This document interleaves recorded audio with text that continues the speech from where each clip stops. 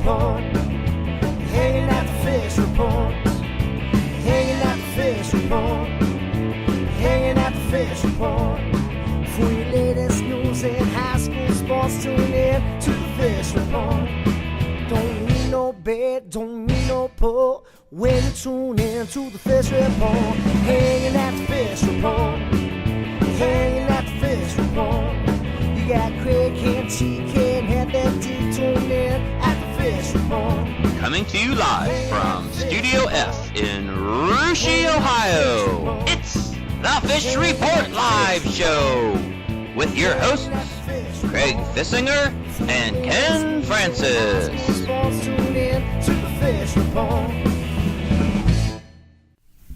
And welcome everyone to another Fish Report Live. Thanks for joining us. I'm Craig Fissinger. That is Ken Francis.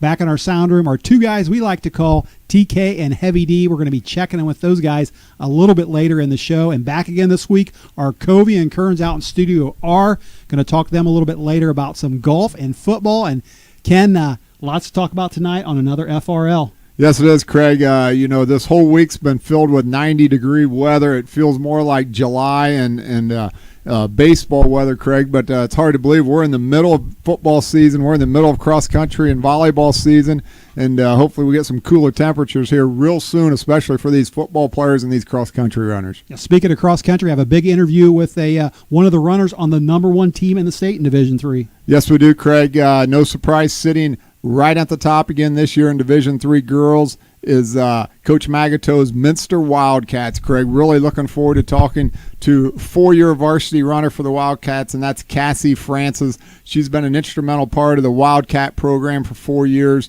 and really looking forward to see what she has to say about her team's success, her individual success, and what makes the Wildcats to move the direction that they're going. So really looking forward to the interview here in just a little bit. Yeah, no surprise they're a unanimous #1 in the state polls.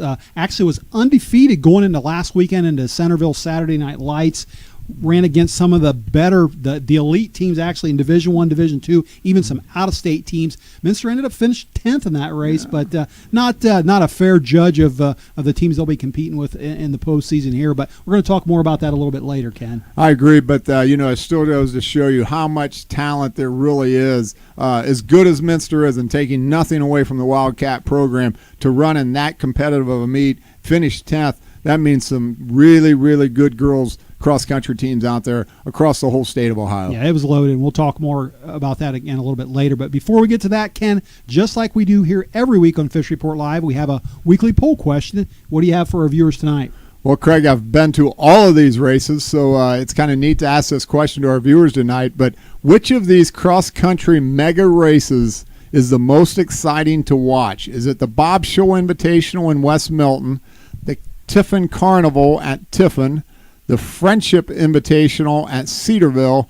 or is it the Saturday Night Lights race at Centerville? 4 great meets right there, Craig. Been to all 4 of them myself. You cannot beat the venues, but I'll be interested to see what our listeners have to say out there tonight about which one is the most exciting to watch. Yeah, of course, if you're watching us on your computer, you can scroll down on the Fish Report Live page, help us answer tonight's poll question, and check the results. If you're watching us on NK Telco Cable TV, TK is going to have those results for you at the end of the show. All right, Cam, well, let's get things started. And last week about this time, actually last week at the end of the week, the SCAL volleyball standings were crazy. We had 4 teams on top of the standings with 2 losses, and it was just it was nuts. You look over at the MAC, and you got arguably one of the best players in the entire state of Ohio over there in Paige Jones, and her new Bremen Cardinals aren't even the top team in the conference right now. Right. So what's going on with the SCAL and MAC? Well, Craig, the SCAL standings are just crazy right now. You got 4 teams with a great shot of winning a league championship here.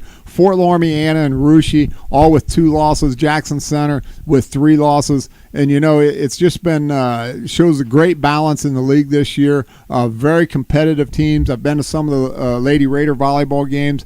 And, it's just some great volleyball. And then you go over and you look at the MAC, Craig, and just as competitive, a lot more state-ranked teams. But, you got Coldwater sitting there at 15-0. I think I read on Twitter the other night, they have not lost a game all year. Not only have they lost a match, they haven't even lost a game. and New Bremen with 1 loss, St. Henry, Versailles all with 1 loss. So great volleyball across this whole area, Craig, in the Shelby County League and in the MAC. Yeah, speaking of that SCAL, Ken, you've got state-ranked teams there as well. You got Jackson Center, Fort Laramie, and Russia all in the top 20 in the Division III poll. And surprisingly, I don't think they're in the they're in the Division IV poll. Jackson Center, Laramie, and Russia, but the Division III poll, Anna doesn't show up in there. They're just as good as any of those teams. They actually beat Jackson Center the other night to give Jackson their 3rd loss. But 4 very good teams, 4 teams that should be state-ranked out of a league that just has 7 teams. Not too bad. Pretty impressive, Craig. And I'm going to throw a question at you here as we look at these standings. Craig, looking at this, who do you feel right now has the best chance to win the league championship? And also, individually, who do you feel is the best player in the Shelby County League? That's a tough question. It's a tough question because you just showed. I mean, 3 teams with 2 losses, 1 team with 3 losses. If I had to pick one, I guess I would say Anna probably has the most favorable schedule right now. They have the most favorable schedule of those 4 top teams. Now, they host Russia on Thursday. They got to get by that game. But I think the Anna Rockets finished 10-2 in the league. I think you're going to have a couple 9-3 teams in there. I think you're going to have one 8-4 team. So I think because they have the most favorable schedule, Anna's going to probably win the league. As far as the best players around, there's a lot of good ones. You go over to Fort Laramie, they got a setter over there, Sophia Albers, that's doing very well. Jackson Center, Raquel Kessler is having a very good year over there. I think Russia probably has the best libero in the league with Whitney Plyman. I think she's as good as anyone around. But if Anna's the best team in the league, they probably got the best players, and there's a couple good ones over there. I know Ashley Landis is a senior outside hitter that's very good for him. But I tell you what, I think the best girl, I think the girl that you have to be ready for if you're going to play the Anna Rockets is probably their junior middle hitter over there, Emma Meyer. Very good. She should strike fear in any team in the SCAL, and if you're not ready for her, you're not prepared to play Anna, and Russia better be ready for her on Thursday night. Well, I watched the last time these 2 teams got together, Craig, and she had a great game against the Raiders, really dominated the net, and phenomenal volleyball player, like you said, just a junior over there. And so you're right. Coach Watkins and his Raiders better be ready for her tomorrow night. Yeah, you mentioned the MAC over there, too, real quick on that conference there. If you remember at the bottom of the standings there, you see you got Minster hanging around the bottom of the volleyball standings and second team from the bottom next to Parkway. And this is a Minster team that actually was runner-up in the Lehman Invitational. Got beat by Norwalk St. Paul, I believe. And then they won their own Invitational last week against some very good teams. Russia was in there, Marion Pleasant. So you get a team, they're hanging around the bottom of the MAC that's very good. That's very good. Absolutely. So, yeah, just a lot of good volleyball around here in the MAC and the Shelby County League. So we'll see. I'll be interested to see how things pan out towards the end of the season. All right, well, we're not yet to the postseason yet in volleyball, but we are to the postseason in golf. And here to talk about that, we're going to go out to Studio R and check in with Covey and Kearns. They're going to talk a little golf and a little football. And Covey, unfortunately, the Russia Raiders bowed out on Tuesday night out of golf. So the bad news is you don't get to play anymore. The good news is I guess we get you here at Fish Report Live till about baseball season, I think. Yeah, that sounds about right. It's unfortunate with golf being over, but all good things must come to an end, as they say. Well, what do you got? Tell us what happened. Recap a little bit of what happened Tuesday night, and if you can fit in a little football, we want to talk a little football also. Well, yesterday, Lehman came out on top. Not really surprising, them and Laramie both had a shot at winning it. Lehman won with a 341. Laramie won with a 350. Franklin Monroe coming right behind with 359, and Twin Valley South with a 364. And the individual scoring was very tight. Usually about an 85 or an 86 can get you out of the sectional round. And an 80 was the highest individual score taken out. Caleb Westfall from Mechanicsburg was the medalist, who our Russia's one guy, Jack Dayport, played with. He had 16 pars and 2 birdies. He plays all year round, only had 2 rounds that were above par the whole year. There was a kid from Dayton Christian. Philip Miller was his name. He shot a 71. And at even par was Nathan Osborne of Twin Valley South, who will advance. He'll be on a team to advance for Twin Valley South. Nick Fischio, the SCL Player of the Year, shot a 74. and Jack Shoemaker, also from Mechanicsburg, shot an 80 to get out as an individual. So they will play next week at Glenview in Beaver Creek, which is a change in site from last year. I can't really remember where last year's place was at, but it's a new course adjustment for these teams. So we'll see. Laramie has a shot to get out of state if they play their best. I have a good feeling the Redskins have a shot at state. And also in Division II, the Anna Rockets placed 5th yesterday at Reed Park, but Eli Cook, first team all SCL, made it out with an 84. And now we're going to switch gears to football. Daniel, another exciting week in the MAC. We got Versailles and Fort Recovery this week, which will be an interesting game. Versailles, 1-4, typical powerhouse coming into Fort Recovery, coming off the state championship 2 years ago. What do you expect?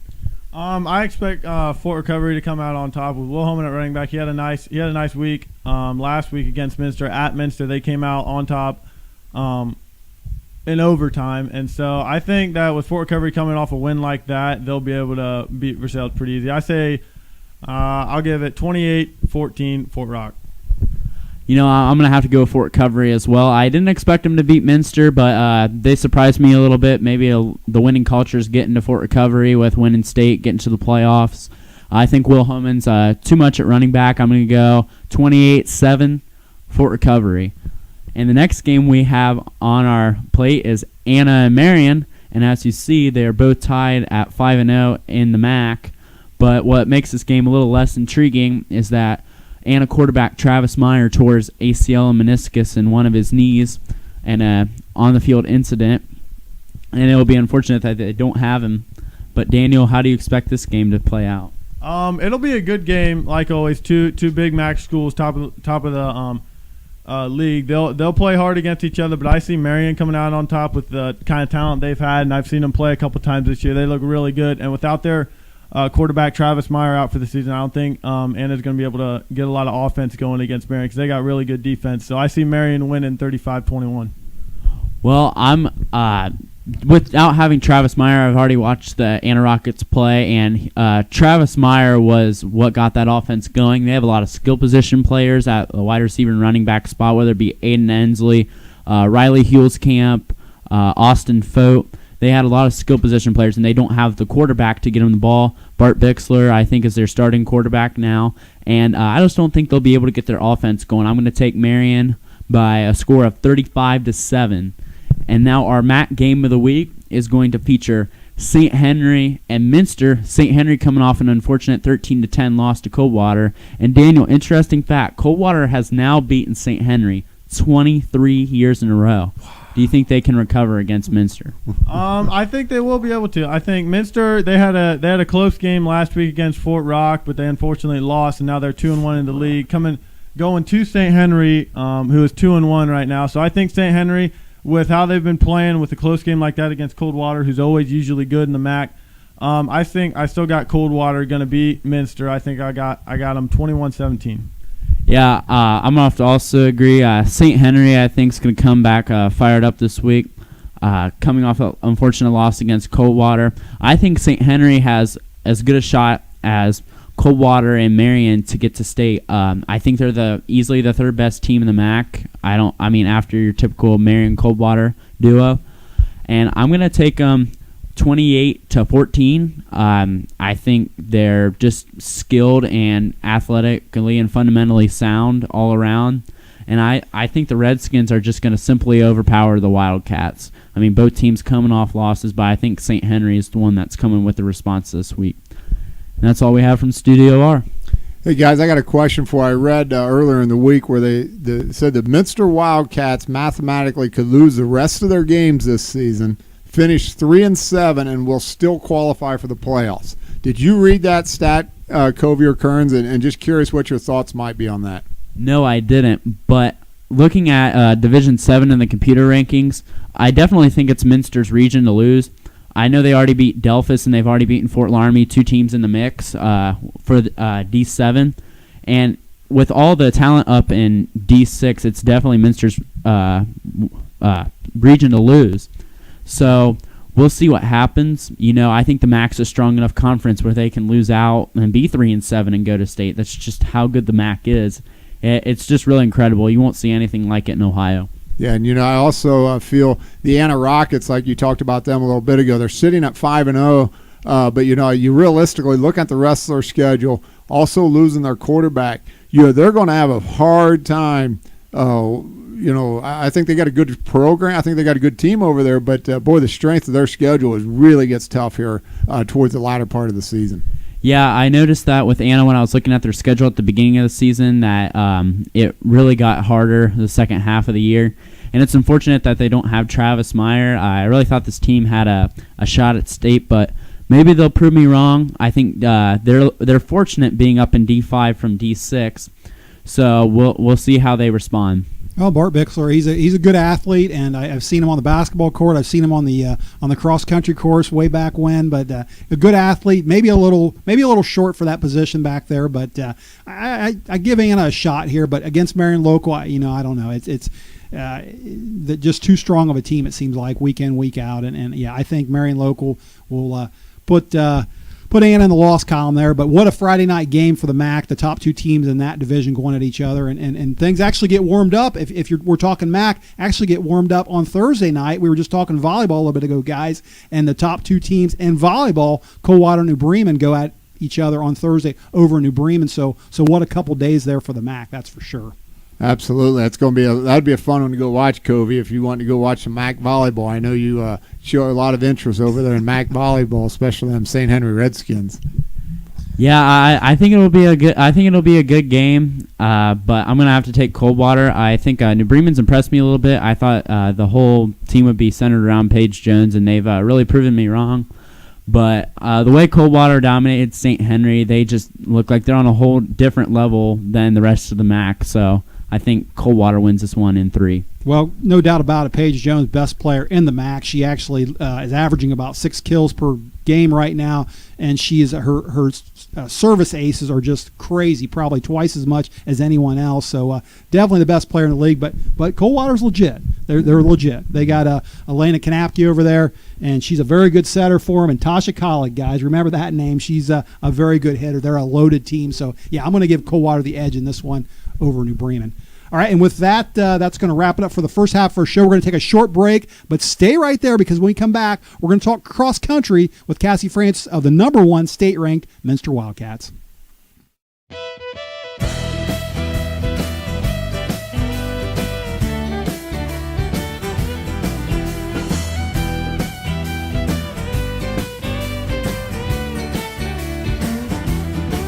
My father said it's time to be home man, but don't go and tall in the motherland. You were born with heart, raised on pride. This is gonna go wrong through your bloodline. Oh, oh, oh, loaded, bruised and slain. Oh, oh, oh, pride in this name.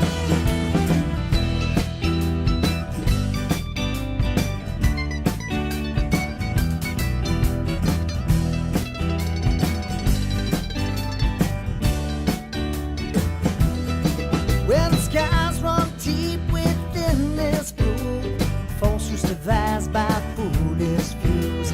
Religious divide among the men create civil war on my family. Oh, oh, oh, bloody, bruised and slain. Oh, oh, oh, pride in this name.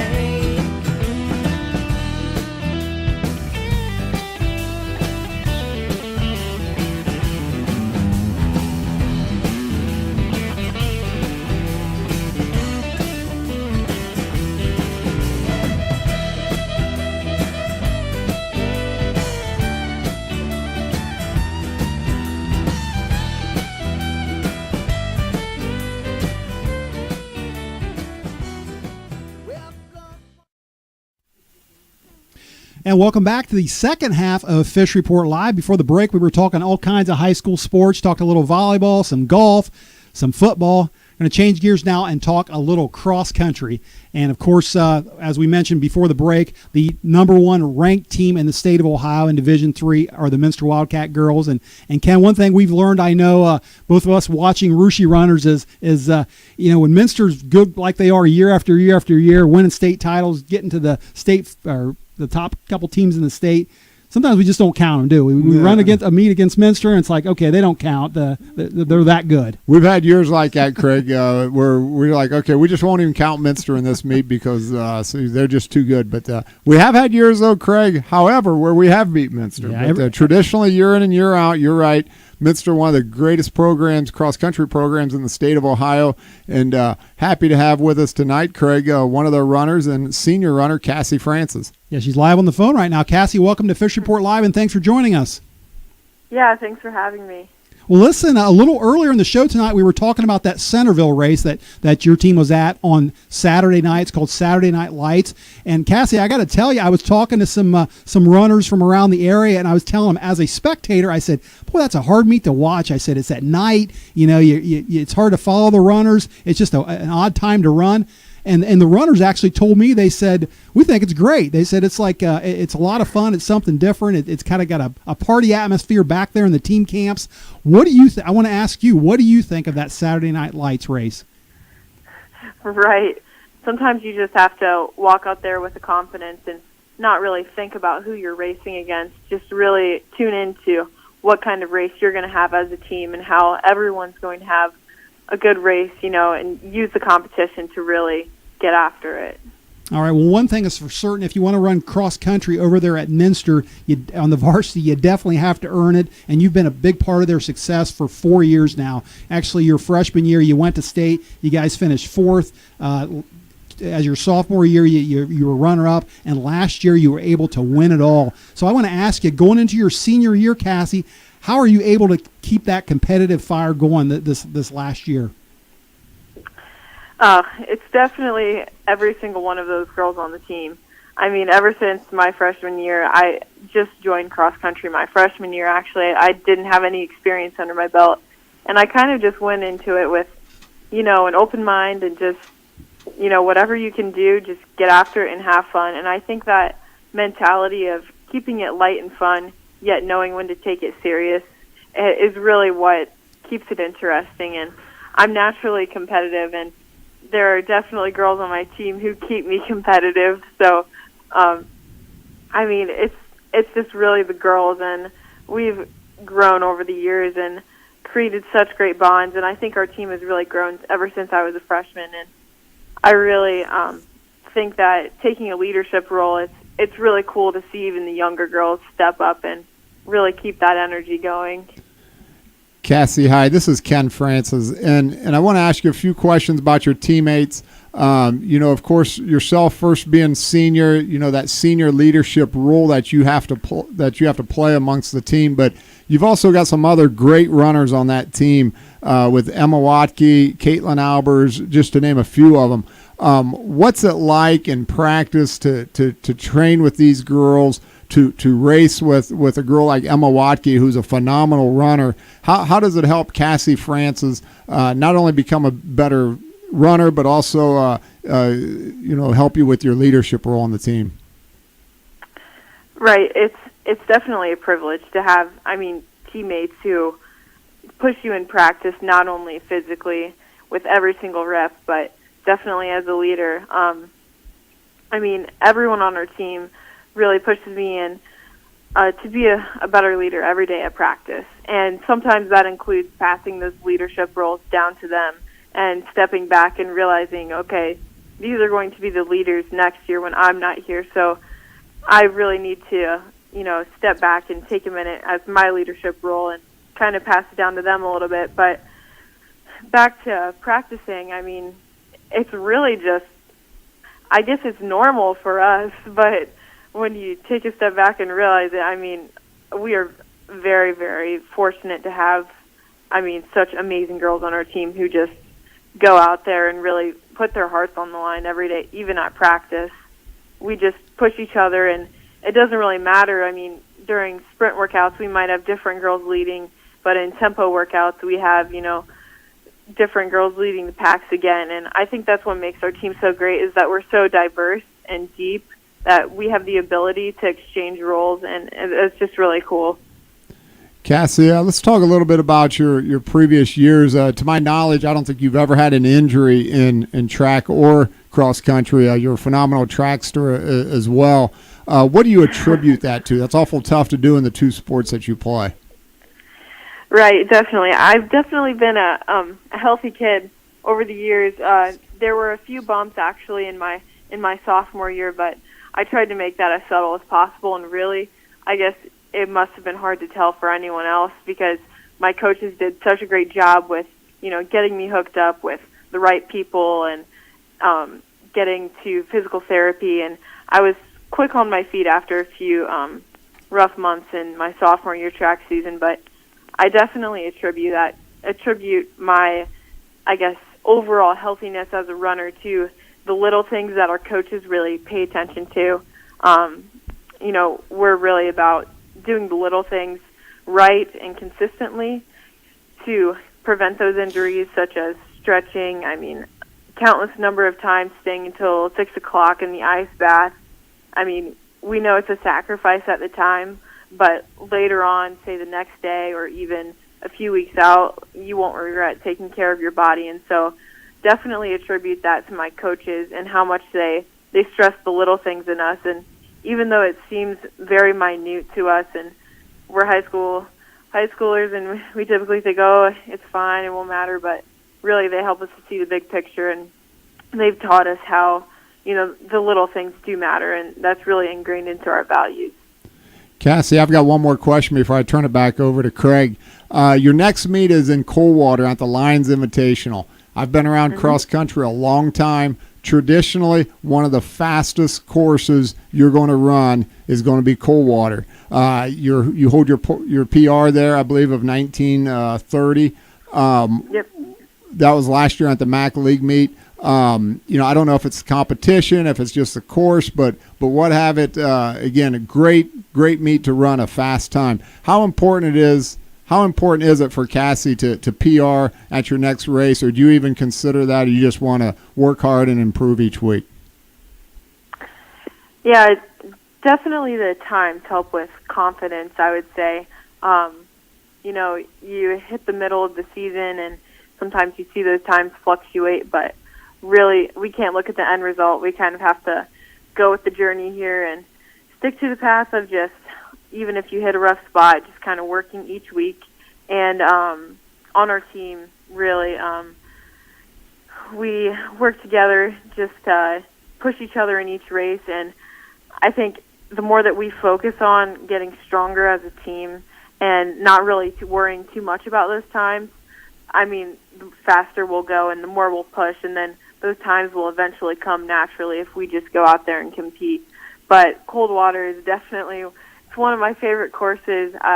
Word on the block is that they changed it up a little bit this year, but that's totally fine because it's a great flat area to run, and it's always great weather and great energy going into the MAC meet. So I'm definitely excited, and hopefully we get to post some really good times. All right, Cassie, listen, we're running out of time, but I got two quick questions I want to ask you. The first one has to do with something that just came out last week, and the Ohio High School Athletic Association announced a new rule in track where they're going to allow 2 extra qualifiers in each of the races at the state meet. So, for example, you have 4 runners going from each region like we have in the past for a total of 16. Well, now they're going to take the next 2 fastest times from around the state and send them as well. I wanted to get the perspective from a runner. Do you like that rule? I just heard about this rule a few days ago, and I wasn't really sure how I felt about it. But then I kind of sat back and I was like, you know what, 2 extra spots, that just means 2 extra spots for us to get points in, the district meet, regional meet, and eventually possibly state meet. That's pretty cool to hear that. We have big competition that could be anywhere. I mean, we never know who's going to be our competition the next year, but I just see that as another opportunity to really get more girls into spots and really points for the team. So I guess we'll have to see how that turns out when the season comes, but I'm excited. All right, and one more question I have for you is what is Cassie Francis planning on doing after graduation? I know we're just in September yet, but come next May, June, whatever, what are you doing after high school? Definitely attending four-year college. I've been looking at Xavier a little bit, definitely in their nursing program. My primary focus is definitely academics, but if track or cross country gets thrown into the equation, I have no problem with that.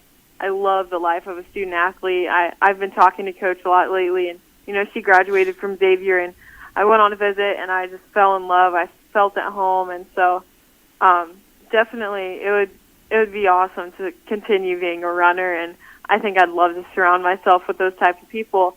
But right now we're looking at a good four-year college with a steady degree. So, well, Cassie, if you're thinking seriously about Xavier, I've got some great tips for you. My daughter, who's also a Francis, ran cross country and track at Xavier. Just graduated last year, so if you need to talk about it, give me a call, and I can shed a lot of information for you. So, and it's all good stuff too. Great. That sounds awesome. Thank you. Well, listen, thanks for being on our show tonight with us. We wish you the best of luck, and go Wildcats and go Xavier, huh? Yeah, thank you so much for this opportunity. Thanks, Cassie.